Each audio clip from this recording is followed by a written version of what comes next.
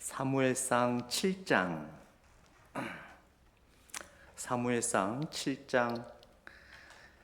3절에서 마지막 절 17절까지 말씀입니다. 사무엘상 7장 3절에서 17절 말씀입니다. 구약 418페이지 정도가 될 것 같습니다.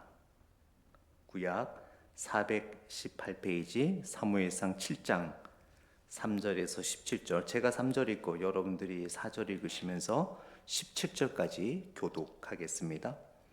사무엘이 이스라엘 온 족속에게 말하여 이르되 만일 너희가 전심으로 여호와께 돌아오려거든 이방 신들과 아스다롯을 너희 중에서 제거하고 너희 마음을 여호와께로 향하여 그만을 섬기라. 그리하면 너희를 블레셋 사람의 손에서 건져내시리라.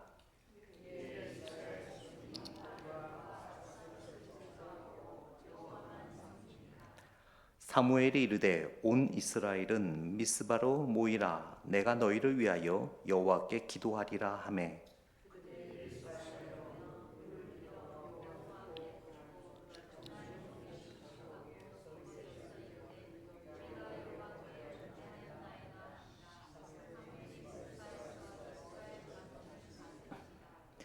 이스라엘 자손이 미스바에 모였다 함을 블레셋 사람들이 듣고 그들의 반백들이 이스라엘을 치러 올라온지라. 이스라엘 자손들이 듣고 블레셋 사람들을 두려워하여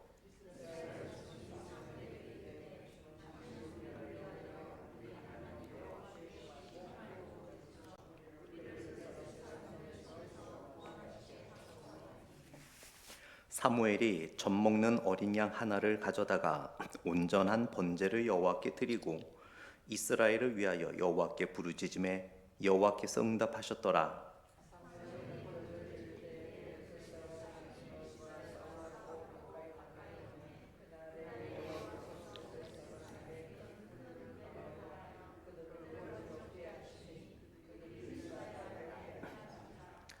이스라엘 사람들이 미스바에서 나가서 블레셋 사람들을 추격하여 벳갈 아래에 이르기까지 쳤더라.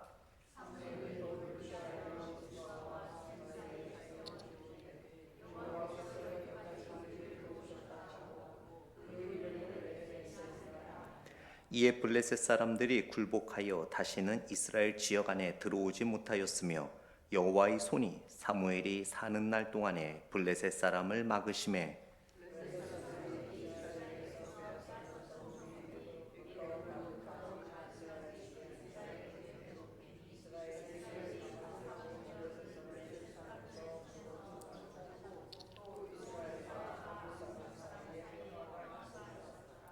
사무엘이 사는 날 동안에 이스라엘을 다스렸으되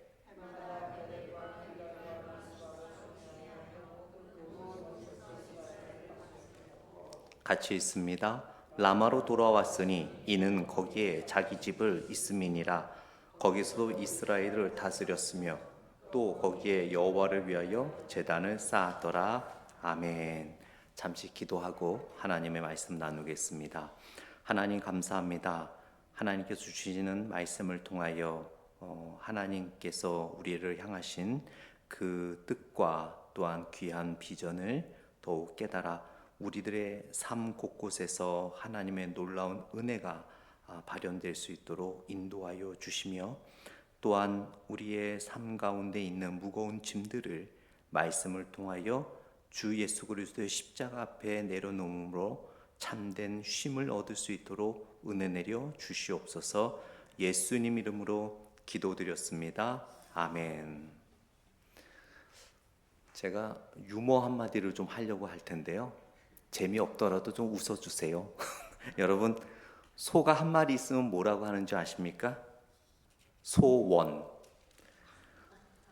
소가 두 마리면 투우. 소가 세 마리면 새우. 소가 네 마리면 소포. 소가 여러 마리면 소스. 소가 살아있으면 산소. 소가 죽으면 다이소. 소가 다 죽으면 소멸. 이걸 듣고 화가 난 사람은 화났소?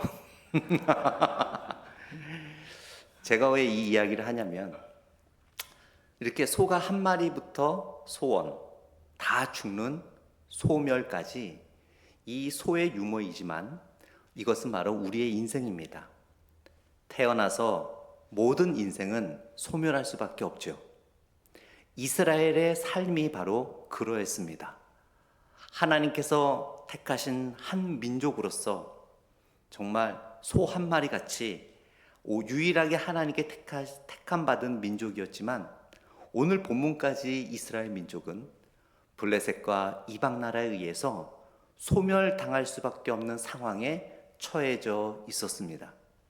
오늘 본문에 보게 되면 이스라엘 백성들이 바로 하나님 앞에 사무엘에게 외쳤던 것이 그겁니다. 이제 우리는 소멸될 수밖에 없습니다.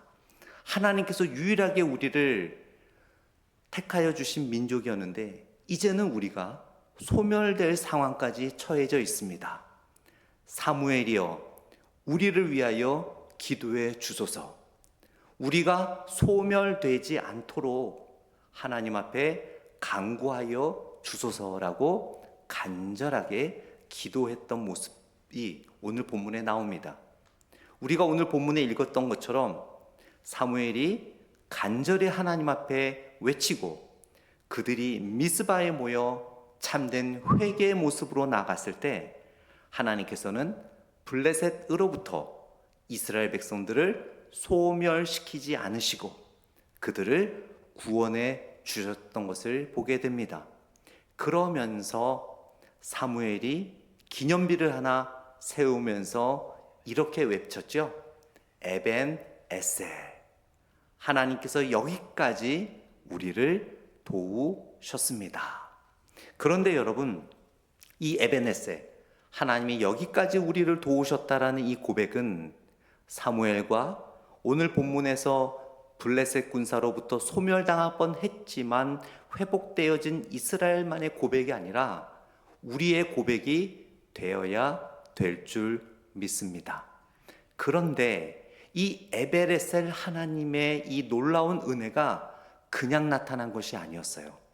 사실은 오늘 본문은 우리가 지난주에 읽었던 마지막 절인 7장 2절 말씀 후반부가 굉장히 중요한 의미를 가지고 있습니다. 우리가 읽진 않았지만 7장 2절을 우리 같이 한번 다시 읽어보겠습니다. 7장 2절입니다. 시작. 괴가 기랏 여아림에 들어간 날부터 20년 동안 오래 있은지라 이스라엘 온 족속이 여호와를 사모하니라. 제가 종종 그 원어를 말씀을 드리잖아요. 저는 원어를 잘 모릅니다. 다 까먹었고. 그러나 원어를 말씀드린 이유는 그 원어의 의미와 뉘앙스가 번역이 참 애매하게 된 내용들, 너무나 중요한데 번역이 참 애매하게 되어서 제가 언급을 하는데요. 그 2절 후반부에 이스라엘 온 족속이 여호와를 사모하니라 라는 말이 있죠. 그런데 너무 약해요. 그 히브리어 원어에 의하면 너무너무 약합니다. 이 원어의 의미는 사모한다라는 의미가 아니에요. 애통하는 거예요. 너무나 슬프고 너무나 간절히 바라서 목이 쉴 정도로 우는 애통함이에요. 오늘 본문에 하나님께서 3절에 드디어 오랫동안 침묵하셨던 하나님이 사무엘을 통하여 말씀하시기 시작하셨고, 다시 말씀하기 시작하셨고, 에벤에셀 그들을 거기까지 지켜주셨던 그 하나님의 은혜의 시작은 어디서 시작된 줄 아십니까? 바로 이스라엘 백성들의 애통함이었습니다. 그들의 죄와 그들의 연약함과 하나님 말씀에 순종하지 못했던 그들의 죄를 철저하게 하나님 앞에서 회개하고, 그리고 하나님의 은혜를 절실히 갈망하는 그 애통함을 하나님께서 보시고 사무엘을 통하여 3절을 보시게 되면 사무엘이 이스라엘 온 족속에게 말하여 이르되, 침묵하셨던 하나님이 드디어 이스라엘 백성들에게 그 애통함을 보시고 하나님께서 은혜의 문을 여시는 것을 보게 됩니다. 간절히 바라는 기도 제목들이 있잖아요. 우리가 원하는 하나님의 은혜가 있잖아요. 여러분 정말 원하십니까? 오늘 본문에 나오는 것처럼 하나님 앞에 애통한 심령을 가질 때 하나님께서 우리의 기도의 문을 열어주시고 은혜의 문을 열어주실 줄 믿습니다. 마태복음 5장 4절에 보면 이런 말씀이 있죠. 애통하는 자는 복이 있나니 그들이 위로를 받을 것이며. 제가 마태복음 5장 그 산상수훈 강해 설교를 하면서 말씀을 드렸지만 여기서 복 있는 자라는 의미는 뭐라고 말씀을 드렸습니까? 복 받기 위해서 이렇게 해야 된다는 의미가 아니라고 말씀을 드렸죠. 애통하는 자가 바로 복 받은 자라는 거예요. 그래서 그 애통하는 자에게 하나님께서는 위로해 주신다라는 것입니다. 바로 우리가 이스라엘 백성들처럼 우리의 연약함과 우리의 죄악을 하나님 앞에 철저히 회개하며 나의 연약함에 대하여 간절히 애통해 할 때, 그리고 하나님의 은혜와 사모를 간절히 바랄 때 하나님께서는 우리에게 너는 복받은 자라 라고 말씀해 주신다라는 거예요. 그렇게 애통하는 자에게 마태복음 5장 4절에서 예수님은 어떻게 말씀하셨어요? 위로를 받는다라고 말씀하셨잖아요. 여기서 위로를 받는다라는 것은 그냥 슬퍼하고 애통하는 자에게 어깨 툭툭툭 두들겨 주면서 그 말로 위로해 주는 그런 위로가 아니에요. 여기서 마태복음 5장 4절에서 말씀하시는 위로를 받는 자라는 것은 진심으로 애통하는 자에게, 배고픈 자에게는 하나님께서 배고픔에 대한 대가를, 직장에 어려움이 있는 자들에게는 직장의 그 문제를 해결할 수 있는 은혜를, 또한 사업체에 어려움이 있는 분들에게는 사업의 문제를 해결할 수 있는 지혜를, 또 건강에 문제가 있는 분들에게는 건강의 회복의 은혜를 주신다라는 것이 바로 위로를 받는다는 거예요. 우리가 어떻게 위로를 받겠습니까? 계속 배가 고픈데 위로받을 수는 없잖아요. 몸이 아픈데 위로를 받을 수는 없잖아요. 가장 큰 문제가 우리 앞에 있는데 위로를 받을 수는 없잖아요. 바로 그 문제에 포커스를 맞추는 것이 아니라 오늘 본문의 이스라엘 백성들처럼 나의 모든 것을 내려놓고 하나님에게 포커스를 맞추며 나의 모든 죄를 하나님 앞에 포커스를 맞췄을 때 나의 죄가 드러나고 연약함에 대해서 하나님 앞에 눈물로 회개하며 간절히 회개할 때 하나님은 그 문제를 해결해 주시면서 우리를 위로해 주신다라고 예수님께서 마태복음 5장 4절을 통하여 말씀해 주셨던 것입니다. 그러면서 진정한 애통은 하나님의 마음에 나의 마음을 맞추는 거죠. 그동안 이스라엘 백성들은 그들의 마음에 그들의 마음을 맞췄습니다. 그들의 눈에 그들의 마음을 맞췄습니다. 그들의 형편에 그들의 마음을 맞췄습니다.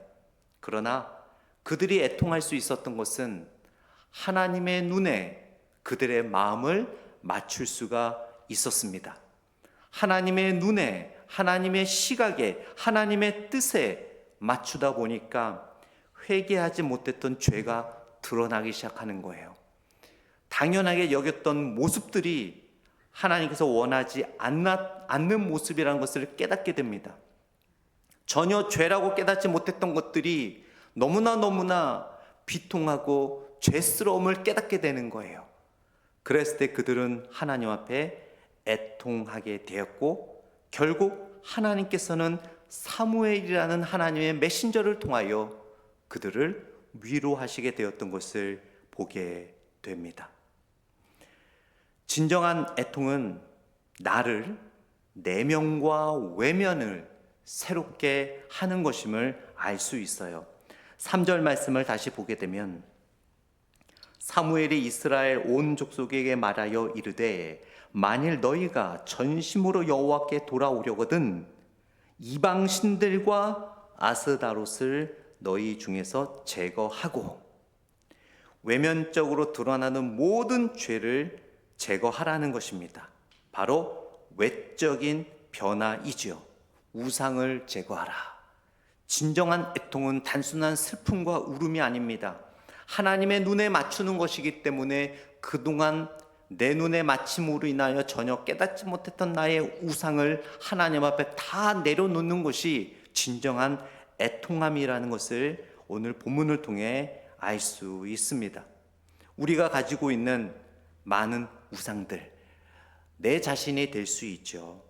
그 외에 우리는 너무나 많은 우상들을 이야기를 실제로 예를 들지 않습니까? 자녀들, 물질, 직장, 이거는 여러분이 하도 자주 들어서 더 언급은 하지 않겠습니다. 그러한 외적인 또 내 마음에 있는 그런 우상들을 제거하라라는 의미이죠. 그것이 바로 진정한 애통함이라는 것을 가르쳐 주고 있습니다. 그래서 고린도전서 10장 14절에서 사도 바울은 우상 숭배를 피하라라고 했지요. 여기서 피한다는 것은 단순히 등을 지고 도망가는 게 아닙니다. 타협하지 않고 끊어내는 거예요. 무너뜨리는 거예요. 부서뜨리는 겁니다. 그래서 사무엘은 오늘 본문을 통해 이방 신들과 아스다롯을 너희 중에서 제거하라고 했지 더 이상 숭배하지 말라고 하지 않았습니다. 그냥 거기에 두고 숭배만 하지 않으면 또다시 그것을 보는 순간 인간의 마음은 숭배할 수밖에 없게 되는 거죠. 그래서 완전히 그것을 무너뜨리고 타파하고 부숴버려라 라고 사무엘은 강력하게 권면하고 있었던 것을 보게 되죠. 그 다음에 사무엘이 요청했던 것은 무엇입니까? 너희 마음을 여호와께로 향하여 그만을 섬기라라고 이야기하고 있어요. 바로 내적인 변화입니다. 나의 마음을 앞에서 이야기했듯이 하나님의 눈에 맞추는 것이지요. 여러분, 우리 마음을 우리의 눈에 맞추게 되면 무슨 일이 벌어집니까? 우리 마음을 우리 눈에 맞추게 되면 여러분, 죄가 죄로 보이지 않아요. 모든 것이 당연히 보입니다. 그리고 모든 것이 합리적으로 합리화되죠. 왜냐하면 내 눈에 맞추니까. 내 눈에 맞추기 때문에 그래도 돼 보여요. 그렇게 해도 될 것 같아요. 그렇게 하는 게 당연한 것처럼 보여집니다. 그리고 어쩔 수 없다라는 자기 자신의 연약함에 대한 죄지만 그거를 합리화시키게 돼요. 왜요? 내 눈에 맞추기 때문에. 이스라엘 백성들이 그랬거든요. 그러나 하나님의 눈에 맞추게 되면 드디어 그것이 죄임을 깨닫게 되는 거예요. 그래서 사무엘은 마음을 여호와께 향하라 라고 강력하게 권면하고 있습니다. 즉 이것은 이제는 하나님만이 당신의 마음의 주인입니다 라고 선포하는 거예요. 그것이 바로 하나님의 눈에 내 마음을 맞춘다는 거죠. 그래서 이사야 선지자는 55장 7절 말씀에 이렇게 선포하고 있습니다. 불의한 자는 생각을 버리고 여호와께 돌아오라. 그리하면 긍휼이 여기시리라 라고 말씀하셨습니다. 이렇게 외면과 내면이 함께 변화될 때 참된 부흥이 올 수 있다는 것을 말씀하고 있죠. 그렇게 했더니 어떤 일이 벌어졌습니까?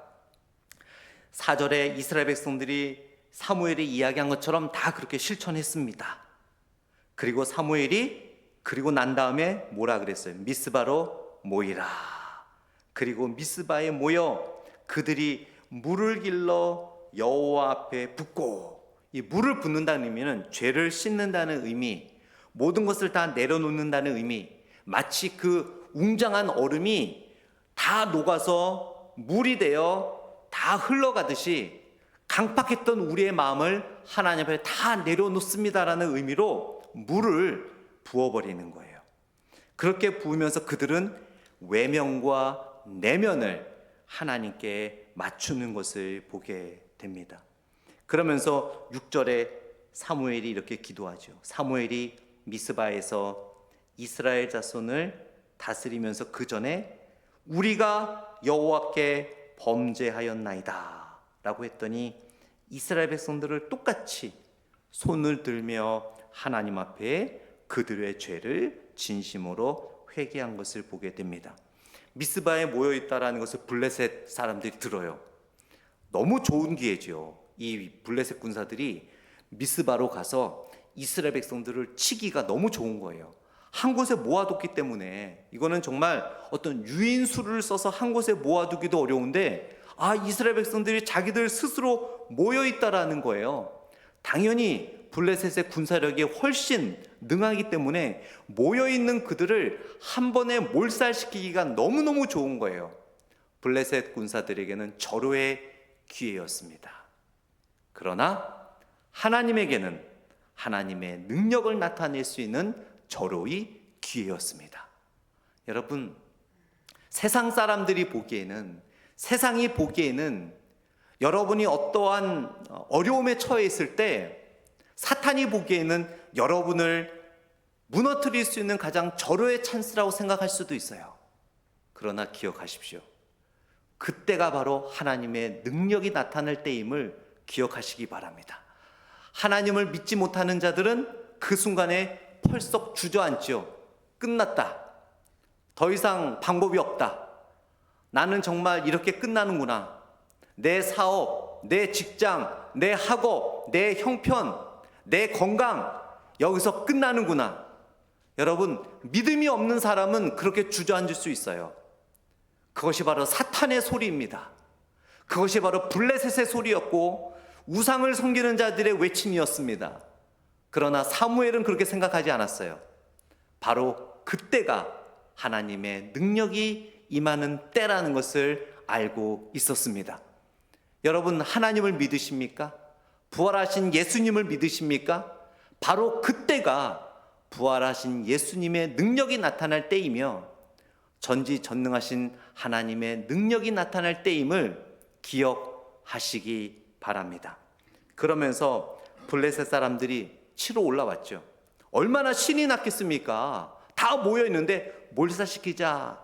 야, 우리가 섬기는 바알과 이 아스타롯이 이렇게 우리에게 힘을 주는구나. 절호의 찬스다. 죽이러 가자 라고 갔죠. 그러나 하나님이 어떻게 하셨습니까? 하나님께서 우레를 통하여 그들을 다 몰살시켜 주셨습니다. 그리고 그때 10절에 보면 우리 10절 말씀 같이 읽어봅니다. 시작. 사무엘이 번제를 드릴 때 블레셋 사람이 이스라엘과 싸우려고 가까이 오매 그날에 여호와께서 블레셋 사람에게 큰 우레를 발하여 그들을 어지럽게 하시니 그들이 이스라엘 앞에서 패한지라. 이게 굉장히 중요한 거예요. 블레셋 사람이 이스라엘 싸우려고 가까이 오매 그날에, 와우, 그날이 어떤 날이에요? 우상을 섬기는 블레셋 사람들은 우리가 저 사람들을 몰살할 승리하는 그날이다. 그러나 하나님에게는 하나님의 능력을 나타내는 그날. 우리 인생에는 여러분 그날이 있었을 거예요. 어쩌면 지금 그날이신 분들도 있을 수 있어요. 앞으로 우리가 그날을 경험할 수도 있어요. 그러나 여러분, 그날은 불신자들과 세상이 말하는 그날이 아닙니다. 우리에게 그날은 하나님의 능력이 나타나는 날임을 기억하시기를 바랍니다. 그러면서 하나님께서 승리를 가져다 주시죠. 그래서 12절에 보면 우리가 잘 아는 말을 하죠. 12절에 사무엘의 돌을 취하여 미스바와 센 사이에 세워 이르되 여호와께서 여기까지 우리를 도우셨다고 그 이름을 에벤에셀이라 하니라. 여기까지 우리를 도우셨다. 혹시 찬송가 있으신 분들은요, 찬송가 28장 한번 이렇게 펴보시겠어요? 찬양을 부르는 건 아니고요. 제가 설교 시간에 찬양은 안 부르지 않습니까?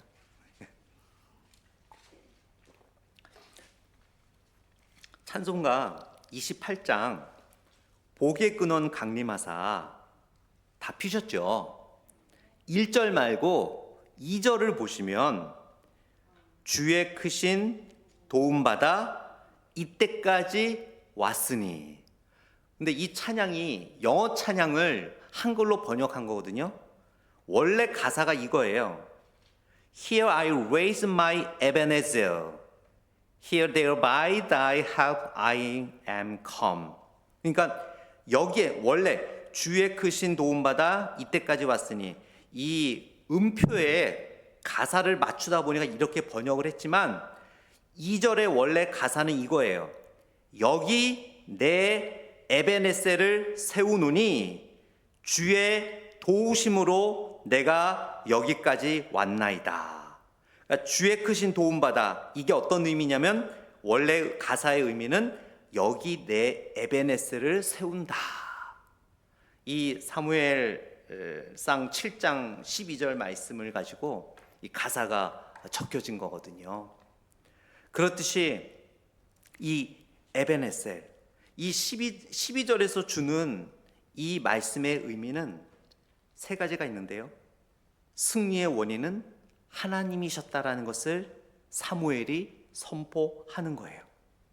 이스라엘은 절대로 군사력이 강해서 이긴 것이 아닙니다. 참된 애통함과 회개함으로 하나님께 나아갔을 때 하나님께서 친히 우레로 블레셋을 무찌르셨어요. 여기까지 도우셨다라는 것은 바로 내가 아니라 하나님께서 하셨다라는 신앙의 고백입니다. 여러분, 오늘 우리 삶 속에 작은 승리와 은혜도 내 능력이 아니라 하나님의 도우심임을 기억해야 될 줄 믿습니다. 아무리 우리가 에너지로, 물질로, 노력으로 피땀을 흘려 세운 것이라도 그것은 여러분 우리가 한 것이 아닙니다. 바로 여호와 하나님께서 하셨음을 우리는 기억해야 될 줄 믿습니다. 또한 이 에베네셀이라는 고백에 여기까지라는 의미가 들어있는데요. 이 여기까지라는 의미는 과거부터 현재 그리고 미래까지 어떤 순간이 아니라 always, 항상 하나님의 손길이 임했다라는 고백이에요. 여기까지. 즉 사무엘은 하나님께서 평생 도우셨다라는 고백을 에베네셀로 하는 것입니다. 과거의 모든 순간순간을 하나님이 인도하셨음을 인정하는 동시에 지금도 인도하고 계시며 또한 앞으로도 하나님이 도와주실 것을 믿는 신앙의 고백이 바로 에벤에셀이며 여기까지라는 고백임을 알 수 있습니다. 우리의 인생도 여기까지 인도하신 하나님의 은혜가 있었기에 지금뿐만 아니라 앞으로도 하나님께서 선하게 인도해 주실 줄 믿으시기 바랍니다. 그러면서 이 에베네셀을 세웠잖아요. 돌을 취하고 에베네셀이라고 명령했잖아요. 여기서 우리가 또 한 가지 배워야 될 것은 에베네셀이라고 우리가 마음에 믿지만 말고 우리의 삶 속에서 우리가 기억할 수 있는 에베네셀 돌을 우리가 세워가야 될 줄 믿습니다. 이 에베네셀이라는 돌을 세운 이유가 뭐예요? 그거를 볼 때마다 어떤 생각을 할까요? 여기까지 도우신 하나님, 여기까지 도우신 하나님. 우리가 믿음이 흔들리고 좌절되고 낙심하지 않기 위해서는 여러분 각자에게도 에베네셀이 있어야 될 줄 믿습니다. 어떻게 우리가 돌을 세울까요? 집에다가 어떤 돌을 세워 놓을 수는 없잖아요. 또 그게 우상이 될 수도 있기 때문에, 그래서 에베네셀의 돌을 세워야 된다는 것은 바로 여러분들이 기도하면서 하나님께서 응답받은 것들 있잖아요. 응답받았다고 그냥 끝 하지 마시고 기록을 해보세요. 응답받은 내용들. 나중에 여러분 힘들고 어려울 때마다 그 응답받은 기도 내용을 볼 때 그것이 바로 여러분에게 에베네셀이 되는 거예요. 아, 그렇구나. 이때 하나님께서 나를 도와주셨지. 이때 응답해 주셨지. 지금 이 순간에도 그때 도우셨던 하나님이 에베네셀 하나님, 여기까지 나를 도와주실 것이라는 믿음이 생기게 될 줄 믿습니다. 그냥 응답받았다고 넘어가지 마시고 작은 것 하나라도 기록해 놓으세요. 그것이 바로 우리의 에베네셀이 되는 것입니다. 그 다음 감사를 기록하세요. 감사의 도를 세우십시오.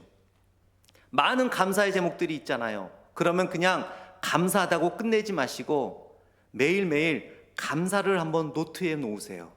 그리고 나중에 힘들고 어려울 때마다 여러분이 기록한 감사의 에베네셀을 한번 읽어보세요. 그것을 통해 놀라운 하나님의 은혜를, 용기를 얻게 되실 줄 믿습니다. 그 다음 감사뿐만 아니라 은혜를 기억하세요. 비록 기도 응답이 안 되고 비록 세상 눈으로 보기에는 불평과 불만 같지만 그런 좌절 속에서도 세상이 줄 수 없는 평안과 기쁨을 느낄 때 그게 은혜거든요.